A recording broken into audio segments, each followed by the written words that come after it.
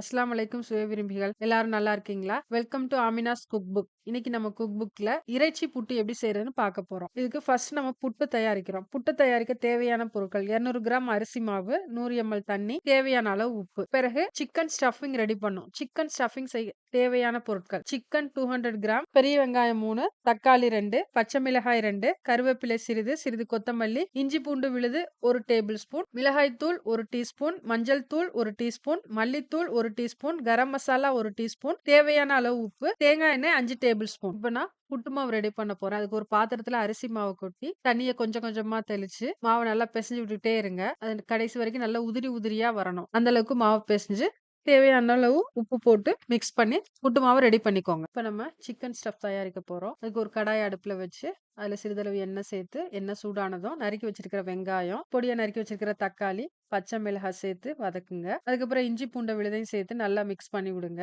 இதுக்கப்புறம் வேக வச்சு மசிச்சு வச்சிருக்கிற சிக்கனை இதோட சேர்த்து நல்லா பெரட்டி விடுறோம். பெரட்டி விட்ட பிறகு மிளகாய் தூள், மஞ்சள் தூள், மல்லித்தூள், கரம் மசாலா போட்டு நல்லா பெரட்டி விட்டுட்டு, தேவையான அளவு உப்பு போடுறேன். உப்பு போட்டு நல்லா பெரட்டி விட்டுட்டு, இந்த மசாலாவோட பச்சை வாசனை போற வரைக்கும் நல்லா மிக்ஸ் பண்ணி விட்டுக்கிட்டே இருங்க. கடைசியா கொத்தமல்லி இலைகள தூவி இறக்கிருங்க. இப்போ நான் புட்டு வேக வைக்கிற பாத்திரத்த எடுத்து, ஒரு லேயர் புட்டு மாவு ஃபில் பண்றேன். இன்னொரு லேயர் சிக்கன் ஸ்டஃபிங்க ஃபில் பண்றேன். அப்படியே ஆல்டர்னேட்டிவா நம்ம ஃபில் பண்ணி, அந்த பாத்திரத்த ஃபுல்லா நிரப்பிக்கோங்க. லைட்டா பிரஸ் பண்ணுங்க போதும்.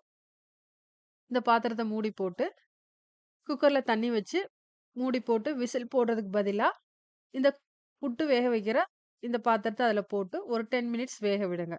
நமக்கு இறைச்சி புட்டு ரெடி ஆயிரும். இப்போ வெந்த புட்ட ஒரு பிளேட்ல மாத்தி சர்வ் பண்ணுங்க. இந்த புட்ட நீங்களும் உங்க வீட்ல ட்ரை பண்ணி பாருங்க. எப்படி இருக்குன்னு கமெண்ட் செக்ஷன்ல சொல்லுங்க. என்னோட சேனல சப்ஸ்கிரைப் பண்ணுங்க, சப்போர்ட் பண்ணுங்க. தேங்க்ஸ்.